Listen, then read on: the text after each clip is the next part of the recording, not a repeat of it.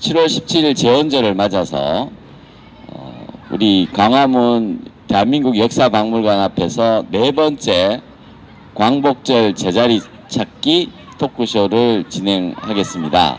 오늘은 특별히 일본에서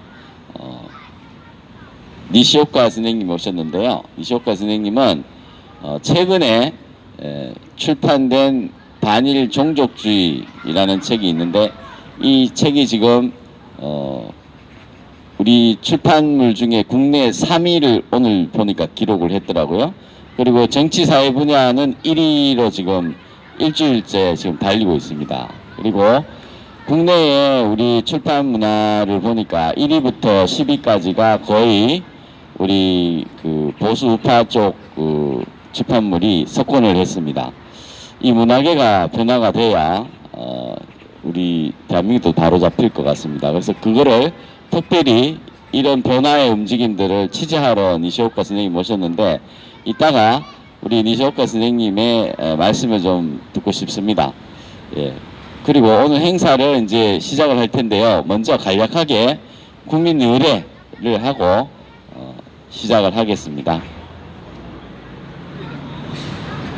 저기 광화문 앞에 있는 저기 정부청사의 태극기를 봐주십시오. 국기에 대한 경례.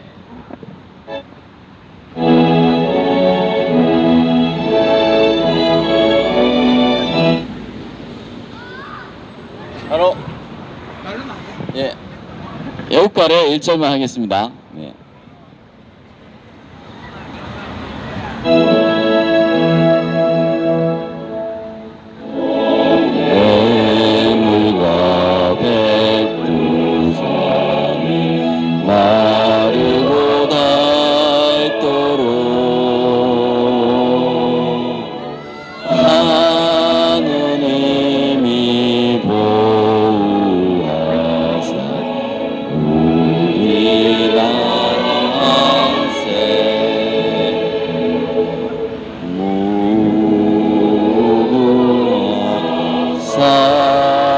삼천리 화려강산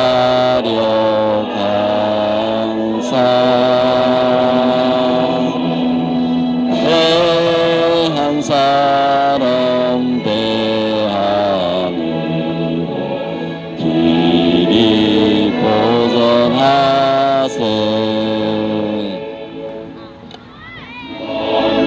네, 우리 순국 선열 및 호국 영령에 대한 묵념을 간단하게 올리겠습니다. 묵념. 바로 예, 지금 우리 북 콘서트인데요. 북 콘서트가 아니고 우리 저 토크쇼입니다. 광복절 제자리 찾기 운동. 이 광복절은 우리 빼앗긴 주권을 도로 되찾고 독립을 확립한다는 의미인데, 지금 광복절은 해방을 기념하는 날로 잘못 기념되어 온 지 벌써 수십 년입니다. 그래서 우리는 우리의 건국을 기념하는 광복절의 의미를 다시 제자리로 돌려놔야 되겠다는 생각으로 지난 6월 말부터 지금 매주 수요일 날 오전 11시에 대한민국 역사박물관 앞에서 이렇게 토크 콘서트를 하게 되었습니다. 광복절 제자리 찾기 운동의 의미에 대해서 우리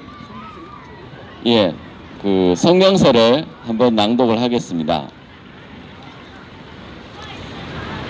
이번엔 제가 읽을게요. 이번엔 제가 한번 읽을게요. 광복절 제자리를 찾아 국가 정체성을 확립합시다. 국민 여러분, 우리나라에는 국가기념일로 정해 기리는 대표적인 국경일이 있습니다. 이 중 1949년에 제정된 4대 국경일에 대한 표준 국어대사전의 설명을 살펴보면, 3.1절은 1919년 3.1 독립정신을 계승하고 발전시켜 민족의 단결과 애국심을 고취하기 위하여 제정한 날이고, 광복절은 1945년 우리나라가 일본 제국주의에 뺏겼던 나라의 주권을 다시 찾은 날이며, 제헌절은 1948년 7월 17일 우리나라의 헌법을 제정 공포한 것을 기념하기 위한 날이고, 개천절은 기원전 2333년 단군이 최초의 민족 국가인 단군 조선을 건국했음을 기리는 뜻으로 제정된 날이라 하였습니다. 이러한 취지에서 역대 정부에서는 매년 8월이 되면 광복절이라는 이름으로 1945년 8월 15일을 기념하는 경축 행사를 거행해 왔습니다. 그러나 이는 명백히 잘못입니다. 그 이유는 첫째, 광복절의 광복은 빼앗긴 주권을 도로 찾음이라는 뜻을 담고 있는 단어입니다. 1945년 8월 15일에 있었던 역사적 사실과는 부합하지 않는 것입니다. 치열했던 2차 세계대전은 1945년 8월 미국의 원폭 투하로 일본이 무조건 항복을 선언함으로써 마침내 피비린내 나는 전쟁의 종지부를 찍었습니다. 그리고 우리는 36년간 일본 제국주의 압제에서 해방되었습니다. 하지만 해방의 기쁨을 누리기도 전에 곧바로 4년간 미 군정하에 들어감으로써 우리는 주권을 행사할 수 없었습니다. 이는 빼앗긴 주권을 도로 찾지 못했다는 것이며 해방은 되었지만 광복은 이루지 못했다는 것입니다. 때문에 1945년 8월 15일은 속박에서 풀려났다는 뜻의 해방일 뿐 이를 주권 회복의 의미로 담고 있는 광복이라 하면 잘못된 것입니다. 이러한 사실은 1945년 이후 1948년까지의 수많은 신문 보도에서 오로지 해방이라고 하였을 뿐 광복이라고 한 적이 없습니다. 또 해방기념일로 이날을 기리고 해방기념가를 제정 공포하여 이날을 경축하였다는 사실에서도 우리는 이날이 광복이 아니고 해방임을 쉽게 알 수 있습니다. 둘째, 국경일 제정 과정에서 광복절이 1948년 8월 15일을 기념하기 위한 날임을 분명히 하였습니다. 1948년 8월 15일 대한민국이 정식으로 정부를 수립하여 세계 만방의 독립국가임을 선포한 이듬해인 1949년 5월 24일에 정부에서는 국경일에 관한 법률안을 통과시켰습니다. 이때 통과된 4대 국경일의 명칭은 3.1절 개천절 그리고 7월 17일의 헌법공포일인 8월 15일의 독립기념일이었습니다. 그런데 이 법률안이 국회 심의 과정에서 세 글자로 통일되면서 헌법공포일은 제헌절로 독립기념일은 광복절로 수정됩니다. 이렇게 수정된 법률안이 10월 1일에 정식으로 공포되었고 오늘에 이르고 있습니다. 이와 같이 국경일 제정 과정을 살펴봐도 광복절은 애초에 독립기념일이었으며 그날은 바로 1948년 8월 15일을 기념하는 날입니다. 앞서 언급한 바와 같이 광복은 잃었던 주권을 도로 찾음이라는 뜻의 독립과 건국의 동의어입니다. 이처럼 대한민국 정부 수립이 곧 독립이자 광복이며 또한 건국이라는 인식은 당시의 보편적 현상이고 인식이었습니다. 신문에 실린 수많은 기사들이 이를 증명합니다.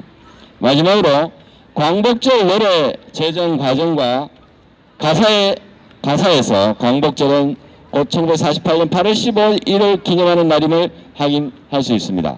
1949년 10월 1일 국경일에 관한 법률을 공포한 정부에서는 같은 달에 전 국민을 대상으로 국경일을 경축하는 노래 가사를 모집합니다. 광복절 노래 모집 요강에는 대한민국이 정식으로 독립을 선포하고 발족한 기념일, 즉 8월 15일이라고 명시했습니다. 그러나 당선자기 없자 정부에서는 위당 정인보 선생에게 위촉하여 1950년 4월 27일 다음과 같이 광복절 노래를 제정 발표했습니다. 읽어보겠습니다. 흙 다시 만져보자. 바닷물도 춤을 춘다. 기어이 보시려던 어른님 번님 어찌하리. 이날이 40년 뜨거운 피 엉긴 자체네. 기리기리 지키세. 기리기리 지키세. 여기서 이날이 40년이라는 가사는 우리가 주권을 상실한 1910년 한일 합방으로부터 독립까지 40년이라는 뜻입니다. 이를 횟수로 나눠보면 일제 36년과 미군정 4년이 되는 것입니다. 1910년 합방으로부터 1948년 독립까지 횟수로 40년을 이날이 40년이라는 가사로 표현한 것입니다. 만약 1945년 8월 15일을 광복절이라고 한다면 40년을 거슬러 올라가 1905년 을사조약이 국권을 상실한 해가 된다는 어처구니 없는 일이 벌어지게 됩니다. 하지만 공교롭게도 두 기념일의 날짜가 8월 15일로 모두 같고 6.25 동란이라는 혼란기를 거치면서 혼란이 생겨 지금 70년 이상을 해방 기념일을 광복절로 기념하는 어처구니 없는 일이 벌어져 왔습니다.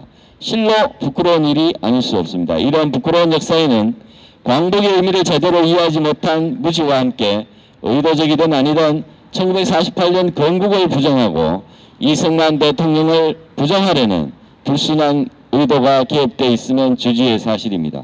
그 단적인 예로 1948년 건국을 부정하고 1919년 건국을 주장한 문재인 대통령의 역사 왜곡이라고 할 수 있습니다.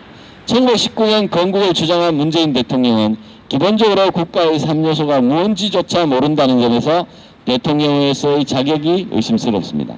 1919년에 대한민국을 건국했다면 그 이후 수많은 독립운동가는 모두 국가 전복 세력이거나 분리주의자가 되는 것입니까?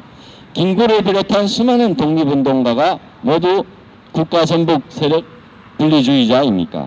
1945년 해방을 광복절로 기념하는 일은 나라의 생일조차 모르는 그야말로 무지이자 수치입니다. 뿌리 깊은 나무가 바람에 흔들리지 않듯이 근본이 튼튼한 나라는 외세에 흔들리지 않습니다. 반대로 근본이 없는 나라는 지극히 사소한 내우와 외환에도 나라가 쉽게 위기에 처할 수 있습니다. 우리는 이제라도 우리의 나라의 생일인 광복절을 제자리로 돌려놓아 근본을 바로 세워야 합니다. 이같이 근본을 바로 세우는 것이야말로 국가의 정체성을 확립하는 것이고 우리가 자유대한민국 국민을 자부하는 길입니다. 이에 저희 국사연구소에서는 현 정부에 대해서 다음과 같이 주장합니다. 1945년 8월 15일은 우리가 일제로부터 해방한 날이다. 이것이 첫 번째입니다. 그리고 광복절은 1948년 8월 15일을 기념하는 국경일이다. 이것이 두 번째 주장입니다. 세 번째, 정부는 1919년 8월 15일 행사의 명칭을 제74돌 해방기념일, 제71돌 광복절로 할 것을 요구합니다. 2019년 7월 10일 국사교과서 연구소 1동. 이렇게 매번 이 자리에 모여서 우리는 이 성명서를 낭독하고 있습니다. 그리고 이 성명서는 유튜브에 매번 이렇게 실립니다. 이번 주는 제가 낭독을 했습니다. 다음 주에 이 성명서에 동의를 하시는 분은 누구라도 이 자리에 오시면 이 성명서를 낭독할 기회를 드리겠습니다. 다음 주 수요일 오전 11시에 많은 참여를 부탁드리고요. 일단 우리 소장님의 이 성명서 국가 정체성 확립 이 부분에 대한 말씀을 한번 들어보죠.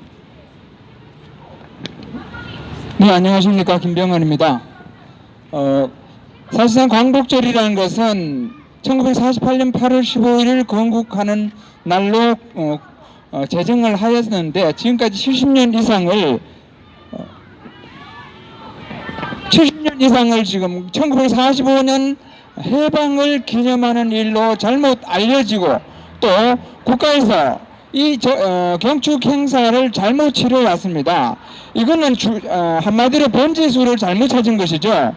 해방은 해방 기념일입니다. 거기에다가 주권을 빼앗겼던 주권을 도로 찾음이라는 뜻의 광복은 해방과는 맞지가 않습니다. 해방은 그냥 해방일 뿐이고 우리의 주권을 찾지 못했습니다.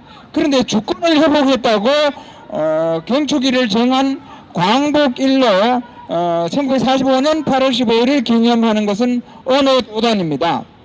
문제는 뭐냐면 반일 몰입애들, 반일 감성파리들이 이 8월 15일 광복절이라는 이름을 마치 1945년 일제로부터 해방한 날을 기념하는 날로 착각을 하고 자기들의 어떤 이익이라든가 자기들의 목적 달성을 위해서 이 광복절을 이용하고 있습니다. 그 대표적인 예가 최근에 함세용이라는 그 양반 직업이 아마 신부죠. 함세용이가 어디 감히 광복절날 향군 회장은 광복절에 참석하지 못하도록 해달라고 행안부와 국가보훈처에 공문을 보내서 요구했습니다. 이게 말이 됩니까 이게? 근데 아마도 함수영은 마치 이 광복절이 저들 좌파들의 전유물이나 되는 것처럼 그렇게 생각하고 있다는 겁니다.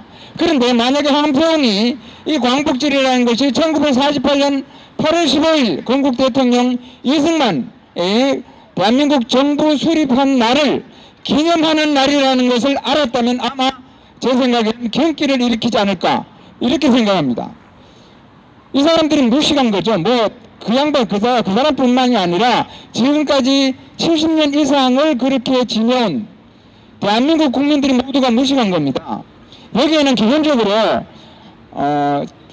기본적으로 이 한자 공부가 안 돼서 이 글자의 용어에 대한 명확한 개념이 없습니다. 대충입니다. 대충 두루뭉술이. 광복이란 표준국어 대사전 하나만 찾아봐도 금방 알 수 있는 건데, 그렇기 때문에 이 광복이란 뜻을 제대로 몰라서 초등학교 6학년 6-4회 6-1 교과서에 보면 광복이란 글자가 불과 4-5페이지에 광복이란 글자가 거의 20번 등장합니다.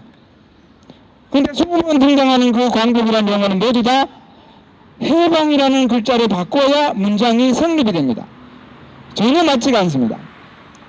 1945년 우리는 광복을 맞이했다 이렇게 되어 있습니다. 교과서에 그런 식으로 서술이 났습니다. 그리고 그 옆에는 광복이란 빼앗겼던 주권을 도로 찾음 이렇게 났습니다. 이런 말도 안 되는 일이 벌어지는 것은 1945년 8월 15일을 기념한 1948년 8월 15일을 기념해야 할 것을 1945년 해방을 기념하는 날로 잘못 알고 이것을 또 잘못 행사를 진행하기 때문이라고 생각합니다. 그래서 이 부분은 우리가 반드시 바로잡아야 된다. 그래서 앞으로도 계속 이 부분에 대해서 광복절 제자리 찾기 운동을 우리는 계속할 것입니다. 네, 감사합니다. 예, 말씀 잘 들었습니다.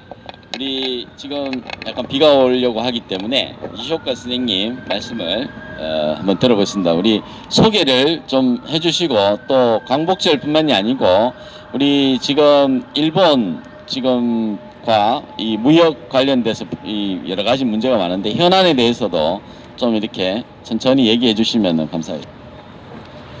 안녕하십니까. 저는 니시오 가츠소무라고 합니다. 일본 레이닥 대학교 교수입니다. 제 전공은 한반도 문제 연구입니다. 그래서 제가 처음으로 한국에 유학 온 것이 1977년입니다. 박정희 대통령 시절이었었습니다. 그때부터 계속 한반도 문제를 연구해 왔었습니다. 그런 결과 지금 그 말씀하신 그 개념 정리가 안 돼 있다 이라는 점에 대해서 저도 100% 동감입니다. 그 대표적인 예가 친일파이라는 개념입니다. 저는 일본 사람입니다. 그래서 첫 번째 일본을 사랑하고 두 번째 제가 제2의 고향인 한국을 사랑하고 있습니다. 한국 사람들이 두 번째로 일본을 사랑하면 문제가 있습니까? 없습니다. 이스만 대통령 시절도 민족 반역자는 처벌해야 된다 이라고 했습니다. 그때 진일파 처분이라는 것이 없었습니다. 그게 어디서 배우는지, 일본이 독립국가가 되고 한국이 독립국가가 되면 이 나라를 서로가 존경하고 좋아하고 사랑하는 것이 문제가 없습니다. 그러나 식민지 시대 때 일본 제국주의 앞잡이가 됐던 사람을 민족의 가치관으로 처벌한다. 그건 있을 수가 있습니다. 진일하고 민족 반역자를 구분해야 된다는 말씀입니다. 이스만 대통령도 1954년에 어디서 배웠다 이라는 걸 기준으로 생각하면 안 된다. 식민지 시대 때 일본에서 군사 기술을 배웠다. 박정희 대통령이 대표적인 인물이죠. 아니면은 견선 제국대학교에서 경제학으로 배웠다. 뭐 경찰 전문 지식을 배웠다. 그런 사람들이 대한민국 건국에 기여했습니다. 그 배웠던 전문 지식을 대한민국을 위해서 썼으면 애국자입니다. 어디서 배우는가가 기준이 아닙니다. 그 배웠던 전문 지식을 어디다가 쏟는가, 어느 나라 위해서 쏟는가, 다시 일본 제국주의가 여기 와서 조선 전독부를 다시 세워달라 이라는 그 활동했으면 그게 진일파죠. 그 민족 번역자죠. 근데 그렇지 않고 배웠던 지식으로 대한민국을 위해서 박정희 대통령도 쓰셨습니다. 건국에 이바지하신 여러 선각자들이 그렇게 쓰셨습니다. 그러면 애국자입니다. 그럼 애국자 입장에서 이웃나라 일본을 좋아할 수가 있습니다. 그러니까 민족 번역자하고 배신자하고 진일파이라는 단어를 구분해서 써야 됩니다. 저는 일본 사람으로서 한국을 좋아하고 진한파입니다. 그리고 사랑하니까 애한파입니다. 그런 단어를 서로가 쓰고 그 우리 자유민주주의 진영에서 같이 전체주의 세력하고 싸워야 됩니다. 지금 아베 정부가 이렇게만 하고 있습니다. 대한민국을 믿을 수가 없어서 무역 저지를 했다. 그런데 그거를 정확히 말하면은 지금의 대한민국 정부를 믿을 수가 없다는 겁니다. 지금의 정부가 약속을 안 지켰다. 대한민국 국민이 약속을 안 지킨 것이 아닙니다. 정부가 약속을 안 지켰기 때문에 이렇게 된 거예요. 그래서 일본 사람들도 저는 일본에 가서 대한민국 정부하고 대한민국 국민을 구별해야 된다. 국민들은 우리 친구다. 그래서 일본 사람도 한국을 좋아할 수가 있다. 지금 정부에 대해서는 비판할 수가 있지만은 이웃나라끼리 서로가 좋아할 수가 있다. 그렇게 생각하고 있습니다. 감사합니다. 예, 우리 니시오카 선생님의 본인이 애한파라고 얘기하셨습니다. 우리도 뭐 일본 상품 좋아하고 일본 문화 좋아하는 사람 많지 않습니까? 일본 문학, 일본 음악 좋아합니다. 그래서 지금의 일본은 과거 제국지 시대의 일본은 아니다. 그리고 제국지 시대의 일본인들도 많은 희생을 치렀고 국민 개개인은 우리가 세계인이고 자유인이고 자유민주주의 국가가 전체주의 국가하고 싸울 때 누구하고 친구가 돼야 됩니까? 그래서 우리는 북한, 중국 이런 전체주의 국가를 머리에 이고 사는 나라인데 지금 일본과 이렇게 등을 돌려가지고는 저희들이 전체주의 국가에 그냥 식민지가 될 가능성이 많지 않겠습니까? 이것은 그 제국주의의 본성을 가지고 있는 중국 공산당, 그죠? 지금 1대1로 얘기하고 있지 않습니까? 그래서 그 1대1로의 본색은 결국 제국주의입니다. 그 청나라나 지금 차이나나 중국 공산당이나 다를 바가 하나도 없습니다. 똑같은 그 본질이 그야말로 껍데기만 혁명을 한 제국주의에 불과하다라는 것을 분명히 인식을 해야 합니다. 그 변방국가로서 지금 북한의 그 김정은 정권이 중국에 아부하고 있는 것을 우리는 나무래야 되지.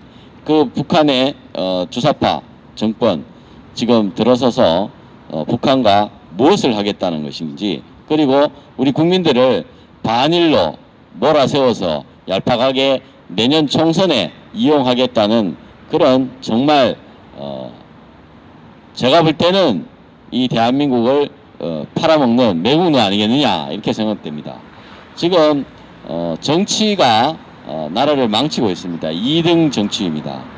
세계 선진 국가에서 어떤 나라도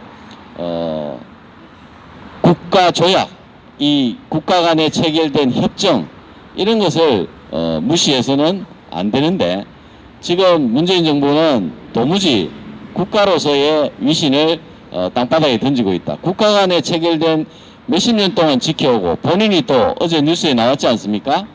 본인이 노무현 정부 시절에 한일 청구권 협정을 갖다가 5천억을 들여가지고 정부 돈으로 징용자, 노무자상 이런 분들에게 보상을 다 했습니다. 그리고 이거는 청구권 협정에 의해서 그 당시 기준으로 보면 개인의 청구권은 거기에 다 포함되어 있는 것이다. 본인이 얘기해놓고는 지금 와가지고는 딴소리하고 있고 이런 사법부 판결을 갖다가 나 몰라라 이렇게 얘기를 하는 거죠. 어떤 국가도 이런 외교 문제에 있어서는 사법 자제를 원칙으로 천명하고 있습니다. 우리나라처럼 이런 사법 자제가 아니라 아주 이 사법 적극주의도 아니고 이런 국제 관계를 모르는 이런 국제법을 무시한 또 사실관계도 무시된 이런 대법원 판결을 두고 나라 걱정을 하고 외교 걱정을 하는 게 아니라 머리를 굴려서 사법농단으로 의유를 하고 그거를 정치적으로 이용하는 것이 바로 이 문재인 정권의 문제입니다. 그렇기 때문에 아베 정권이 이 대한민국 정부, 대한민국 정권을 못 믿겠다 한 겁니다. 이 못 믿겠다고 하는 것은 대한민국 정부와 국제법을 준수할 의지가 없다라는 것인데, 이것이 국제적으로 얼마나 창피하기도 하고 위험한 것이냐면, 우리가 외교 관계를 맺을 때 상대방하고 외교 관계를 맺습니다. 국가 간에. 이 국가 간에 맺어왔던 외교 관계가 통째로 전부 다 파탄이 날 지경입니다. 국제협정을 준수하지 않는 나라와 어떻게 외교 관계를 수립하고 대사를 서로 교환한단 말입니까? 국제관계를 무시하고 있는 이런 대한민국이 졸지에 이 나라가 앞으로 정말 어떻게 될는지 모르겠습니다. 이게 일본에서 일각에서는 그래요. 어른답게 좀 처신하라 이런 얘기가 뭐냐면, 어른이 되면 법을 지키고 책임을 져야 되지 않습니까? 미성년자는 용서가 됩니다. 하지만 성인이 되면 자기 행동에 자기가 책임을 져야 되고, 계약을 하면은 그 계약에 책임을 져야 되는 겁니다.